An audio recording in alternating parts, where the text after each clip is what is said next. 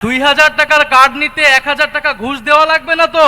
তাহলে ঘুষ, চাঁদাবাজি সেটা যদি আমরা নির্মূল না করতে পারি, এই সকল সুযোগ সুবিধা কি জনগণের কাছ পর্যন্ত পৌঁছাবে? আমরা শুনছি বিভিন্ন কার্ড দেওয়া হবে, ফ্যামিলি কার্ড দেওয়া হবে, কৃষক কার্ড দেওয়া হবে। আমরা চাই কার্ড দেওয়া হোক, জনগণ সুবিধা পাক, কিন্তু এই কার্ড জনগণ পর্যন্ত পৌঁছাবে তো? 2000 টাকার কার্ড নিতে 1000 টাকা ঘুষ দেওয়া লাগবে না তো? তাহলে ঘুষ, চাঁদাবাজি সেটা যদি আমরা নির্মূল না করতে পারি, এই সকল সুযোগ সুবিধা কি জনগণের কাছ পর্যন্ত পৌঁছাবে?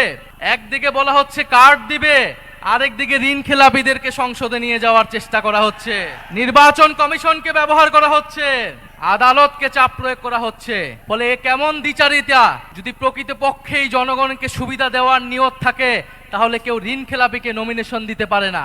যারা ঋণ পরিশোধ করে নাই, তারা সংসদে গেলে আপনার মনে হয় তারা ঋণ পরিশোধ করবে? আর এরা আবারও ঋণ নিবে, এরা আবারও টাকা লুট করবে, এরা আবারও টাকা পাচার করবে বিদেশে।